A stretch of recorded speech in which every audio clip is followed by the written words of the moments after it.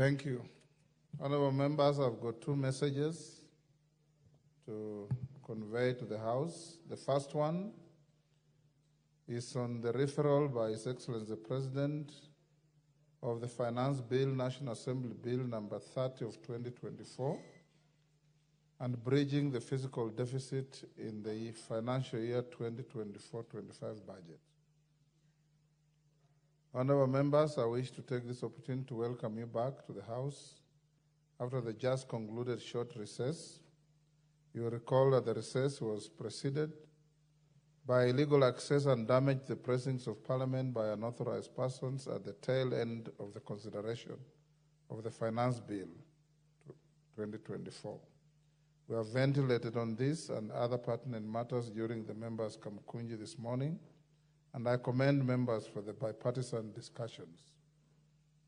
Having said that, I wish to report to the House that on 27th June 2024, I received a memorandum from His Excellency the President referring the Finance Bill, National Assembly Bill number 30 of 2024 back to the House for reconsideration in accordance with the provisions of Article 115 of the Constitution. Members at the bar, take the nearest seats. This will be a little long. Take the nearest seats. Side poster.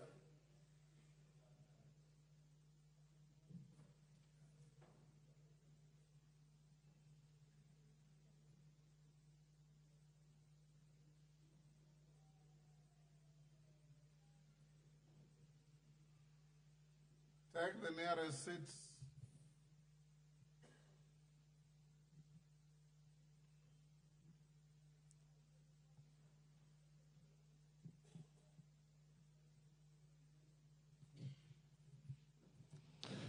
Honorable members, in the memorandum,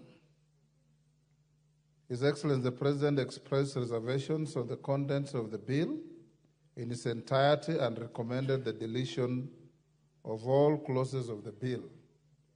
In making the recommendations, the President noted the widespread expression of dissatisfaction by the public on the contents of the bill.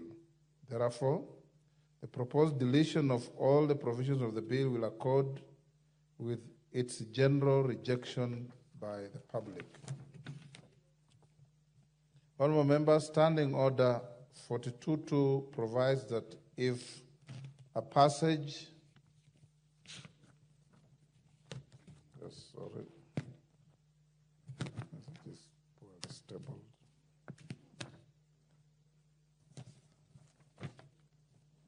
if a message is received from the President at a time when the House is not in session, the Speaker shall forthwith cause the message to be transmitted to every member and report the message to the House on the day the House next sits. Consequently, in keeping with the provisions of Standing Order 42.2, on 27 June 2024, I notified all members of the message from the President and referred the memorandum from the President to the Departmental Committee on Finance and National Planning for expeditious consideration. Honorable members, following the submission of the memorandum, my office received several inquiries from members of Parliament and the general public regarding the fate of the bill and the manner of bringing the fiscal deficit arising from its rejection. Various misleading opinions have also been advanced on the fate of the bill following its referral back to the House. Given the gravity and import of the matter, I issued an explainer with a view to creating clarity and understanding on both procedural and legal tenets relating to the referral. Honorable members, one of the primary concerns then was on whether the President can propose the deletion of all operative clauses in a bill or indeed the entire bill. From the onset, I wish to clarify that the President's memorandum recommending rejection of the entire bill, though significant, was neither exceptional in our legislative history nor new to this august House. Members may recall that on 2nd May 2024, I conveyed a message from the President relating to the referral of the Penal Code Amendment Bill, National Assembly Bill, number 56 of 2022 back to the House for reconsideration. In the memorandum, the President expressed reservation on Clause 2 of the bill, which was the operative provision in the bill, and further recommended its deletion. This essentially constituted a rejection of the whole bill. Similarly, members at the bar, take the nearest seats.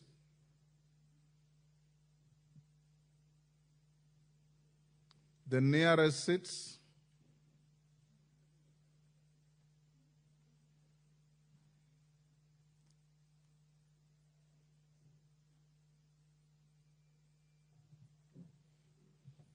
Similarly, in the 11th and 12th Parliaments, the then President referred the Central Bank Amendment Bill, National Assembly Bill number 28 of 2014, and the Law of Contract Amendment Bill, National Assembly Bill number 1 of 2019, back to the National Assembly for reconsideration. In both instances, the recommendation from the President was the deletion of the operative clauses of the bills, which in essence constituted rejection of the said bills. Honorable members, a strict reading of Article 115 of the Constitution shows that no limitation is imposed on the nature of reservations or indeed the recommendations that the President ought to make on a bill.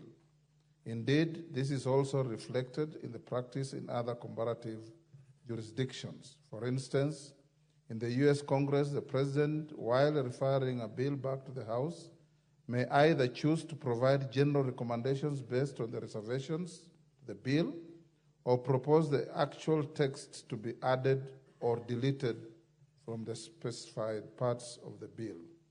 Honorable members, concerns were also raised on whether the Finance Bill 2024, having been referred back to the National Assembly, would become law due to affliction of time on the basis of the provisions of Article 115 of the Constitution. For clarity, Article 115 of 6 of the Constitution states, and I quote, 115.6, if the President does not assent to a bill or refer it back within the period prescribed in Clause 1, the bill shall be taken to have been assented to on the expiry of that period. For context, Article 115.1 of the Constitution provides that within 14 days after receipt of a bill, the President shall A, assent to the bill, B, refer the bill back to Parliament for reconsideration by Parliament, noting any reservations that the President has concerning the bill. A clear reading of these provisions reveals that the 14-day period applies the President's action regarding assent or refusal to assent to a bill. As soon as any of the actions contemplated under Article 115.1 is undertaken by the President within the timelines prescribed, the application of Article 115.6 ceases to apply. In this regard, I wish to reiterate that the Constitution ought not to be construed in a narrow or sophistic sense. The Constitution should be interpreted broadly and liberally in accordance with the guiding principles provided under Article 259.1 of the Constitution. Bearing this in mind, it becomes evident that the 14-day period specified in Article 115 is a timeline for the President's action and not a date when the bill automatically becomes law. Therefore, the concerns alluding to the possibility of the Finance Bill 2024 becoming law due to affliction of time were and still are unfounded and a miscomprehension of the provisions of the Constitution. This also explains why the House was not recalled from recess for special sittings. Honorable members, now that the regular sittings of the House have resumed, I wish to state that Standing Order 154.2 requires the House to consider the President's reservations within 21 days when the House next meets. Under normal circumstances, the House would have had 21 days from today within which to consider and dispense with the memorandum. However, noting that the memorandum had already been referred to the Departmental Committee on Finance and National Planning for consideration on the 27th June 2024, I've been briefed that the committee is yet to conclude its consideration and shall table a report to the House on or before Tuesday, 30th July 2024, that is next week. Honorable members, permit me at this point to remind the House of the Speaker's communication of 28th July 2015 concerning the consideration of the President's reservations to a bill and amendments thereto. Members at the bar, take the nearest seats.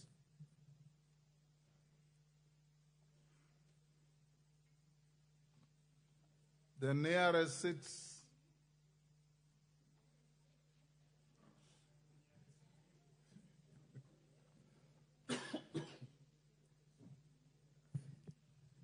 Honorable members, permit me at this point to remind the House of the Speaker's communication on 28th July 2015 concerning the consideration of the President's reservations to a bill and amendments thereto.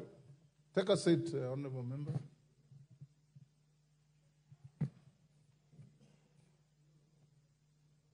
As per the guidance, any member who wishes to move the House to reinstate any clause of the Finance Bill 2024 shall be required to marshal the support of at least 233 members of this House. This is in keeping with the provisions of Article 115(4) of the Constitution, which requires that such a proposal be supported by at least 2/3 of the members of the National Assembly. Conversely, agreement with the President's reservations and the recommendation to delete all the clauses of the bill shall only require the support of a simple majority of the members present and voting. This is in line with the provisions of Article 115(2)(a) of the Constitution, as read with Article 122(1) of the Constitution. Honorable members, when the memorandum will be scheduled by the House Business Committee for the clause-by-clause consideration of the bill, the House will convert itself into a committee of the whole House for that purpose. Any amendments to be proposed to the bill will be proceeded with in the manner I have guided. Honorable members, having conveyed the message from the President, I now wish to address the various measures that need to be undertaken to bridge the fiscal deficit arising from the rejection of the Finance Bill 2024. On the Division of Revenue Act 2024, Article 218 of the Constitution requires Parliament to introduce the Division of Revenue Bill and the Counter Allocation of Revenue Bill at least 2 months before the end of each financial year. The Division of Revenue Bill divides revenue raised by the national government among the national and county levels of government. On its part, the Counter Allocation of Revenue Bill divides the revenue allocated to the county level of government among the counties. As members will recall, His Excellency the President assented to the Division of Revenue Bill Act 2024 on 10th June 2024. The Act provides for the division of revenue raised nationally between the national government and the county governments for the financial year 2024-25. In particular, the Act provides that the total shareable revenue is Kenya shillings 2.9 trillion, out of which 2.5 trillion was allocated to the national government and 400 billion was allocated to county governments. The revenue apportioned by the Division of Revenue Act was based on projections of revenue intended to be raised by the national government in financial year 2024-25. As such, the amounts in the Division of Revenue Act 2024 may only be realized if the projected revenues are actually collected by the national government. Any shortfall in the projected revenue collection has a significant bearing on the shares apportioned between the two levels of government. Honorable members, it's estimated that the rejection of the Finance Bill 2024 will occasion a financial gap of approximately 346 billion. This gap shall significantly impact the amounts apportioned by the Division of Revenue Act, the revenue due to counties under the County Allocation of Revenue Bill 2024, and the monies appropriated to finance the budget for financial year 2024-25. On the count allocation of Revenue Bill 2024, I am aware that on 10th July 2024, His Excellency the President did refer back the count allocation of Revenue Bill 2024 to the Senate for reconsideration in light of the anticipated fiscal deficit. Article 219 of the Constitution obligates the national government to transfer the equitable share apportioned to counties in the Division of Revenue Act without reduction. To ensure that the national government does not default on its obligations, the Division of Revenue Act 2024 ought to be amended to reflect the revenue that the national government is capable of transferring to the counties in view of the current reality. Failure to amend the Division of Revenue Act 2024 shall result in the national government owing a financial obligation which it cannot clearly meet. In addition to the proposed reconsideration of the count allocation of Revenue Bill 2024 by the Senate, it's expected that the chairperson of the Budget and Appropriations Committee shall introduce a bill to effect necessary amendments to the Division of Revenue Act 2024. On Supplementary Estimates 1, with regard to the monies already appropriated by the House to finance the budget for the year 2024-25, I wish to remind the House of the notification I issued on 12th July 2024, informing you of the submission of the first supplementary estimates for the financial year 2024-25, which I referred to the Budget and Appropriations Committee and the departmental committees for expedited consideration. The supplementary estimates seek to rationalize the financial year 2024-25 budget estimates to align with the revised fiscal framework and actualize expenditure cuts across the three arms of government, constitutional commissions, and independent offices. As guided in my notification on 12th July 2024, the Budget and Appropriations Committee is expected to table its report on the Supplementary Estimates 1 on or before tomorrow, Wednesday, 24th July 2024. The House shall thereafter consider the said estimates and the resultant legislation to give effect to the revised fiscal framework and the proposed expenditure reductions. The House is accordingly guided, and I thank you. Members at the bar, take the nearest seats before the next communication.